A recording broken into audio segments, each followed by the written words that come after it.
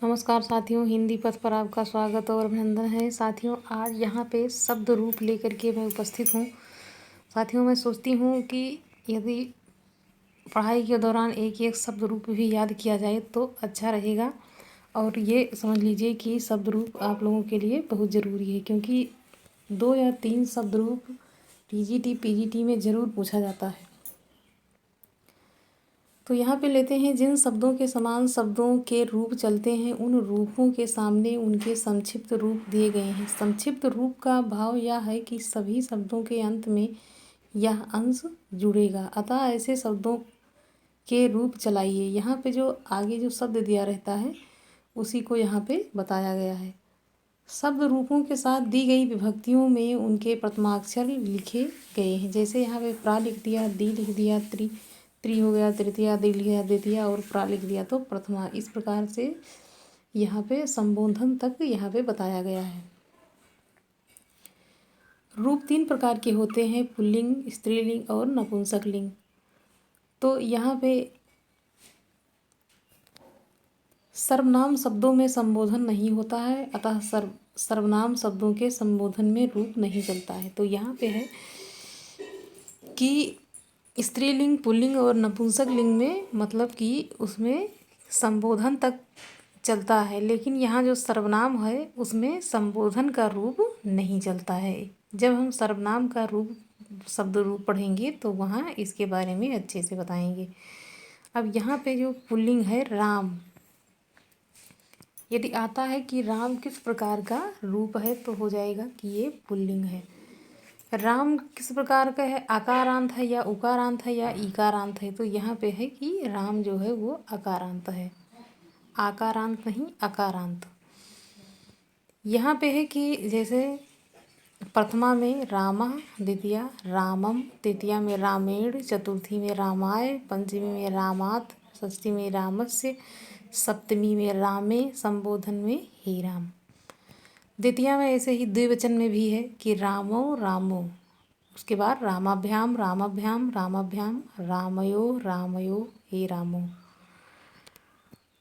बहुवचन में है तो रामा रामान रामे, रामाभ्या रामेभ्या, फिर उसके बाद हो जाता है रामाणाम, रामे हे रामा।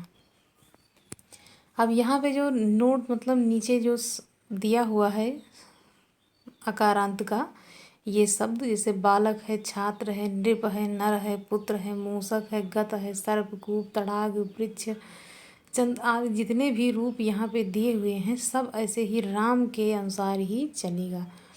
जैसे यहाँ पे है बालक का रूप दिया हुआ है, तो बालक को जब हम पढ़ेंगे तो बालकः, बालकम, बालके, बालकाय, बालकात, बालकस, फिर बालके, हे बालक, ऐसे हो जाता है एक वचन में। उसके बाद द्वितीया में है बालको बालको, बालकाभ्याम बालकाभ्याम बालकाभ्याम, फिर बालकयो बालकयो, हे बालको।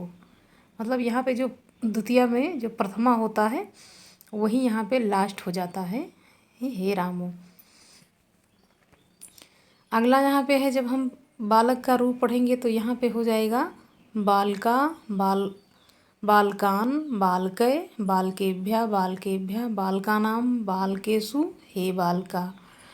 ऐसे ही यहाँ पे जितने भी रूप दिए हुए हैं आप चाहें तो इसको आराम से लगा करके और उसको रूप को इसी प्रकार से अकारांत जो राम वाला शब्द है उसी के ये आधारित जितने भी यहाँ पे दिए हुए हैं शब्द ये उसी पर चलते हैं।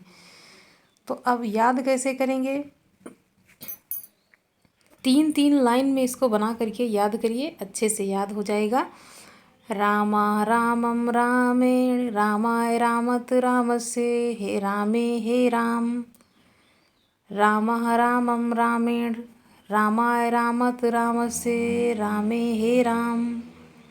उसके बाद रामो रामो, बहुत आसान है, द्विवचन वाला तो बहुत आसान है। रामो रामो, रामाभ्याम रामाभ्याम रामाभ्याम, रामयो रामयो हे रामो, रामयो रामयो हे रामो, फिर रामा रामान रामय, रामेभ्यः रामेभ्यः रामाणाम, रामेषु हे रामा।